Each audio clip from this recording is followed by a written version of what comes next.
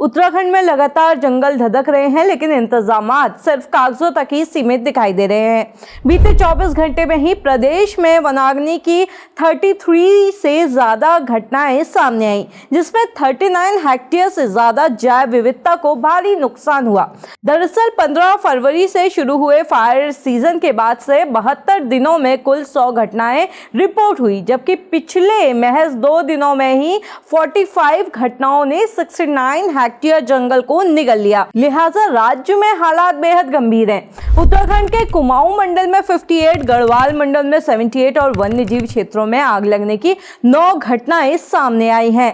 Civil और one panchayat क्षेत्रों में 84.75 हेक्टेयर और आरक्षित वनों में 90.47 हेक्टेयर क्षेत्रफल पर हरियाली तबाह हो चुकी है। मीडिया रिपोर्ट्स की माने तो राज्य सरकार ने आग रोकने के लिए केंद्र सरकार को करीब 400 करोड़ रुपए की मदद का प्रस्ताव भेजा था। इसमें बताया गया था कि अगले 5 साल तक आग पर काबू कैसे पाया जा सकता है। ये प्रस्ताव पर्यावरण मंत्रालय और राष्ट्रीय आपदा प्रबंधन प्राधिकरण को भी भेजा गया, लेकिन अब तक इस पर ना तो केंद्र से कोई ठोस मदद मिली है, ना ही NDMA से बजट की स्वीकृति। कई बार याद दिलाने के बावजूद मंत्रालय की तरफ से सिर्फ भरोसे दिए जा रहे हैं। आधा फायर सीजन निकल गया है और प्रदेश में हालात लगातार बिगड़ते जा रहे हैं। NDMA ने भी 7 जिलों को बेहद संवेदनशील बताया था और वहां आग से निपटने के लिए खास योजना बनाने की मांग की थी। वो योजना भेजी भी गई, लेकिन उसके लिए बजट अब तक पास नहीं हुआ है।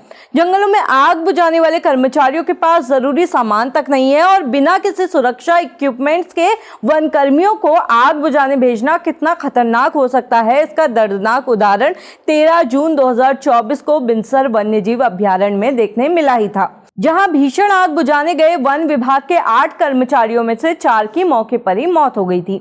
हालांकि इसके बाद से विश्व बैंक की एक योजना के तहत वन कर्मियों को फायर सूट और जरूरी उपकरण देने की बात हुई थी, लेकिन इस योजना के नाम पर अब तक सिर्फ मीटिंग्स ही चल रही हैं। धरातल पर आज भी स्थिति जस की तस बनी हुई है। बैठकें हो रही हैं, फाइलें चल रही हैं, लेकिन फायर लाइन पर डटे वन कर्मियों के हाथ अब भी खाली हैं।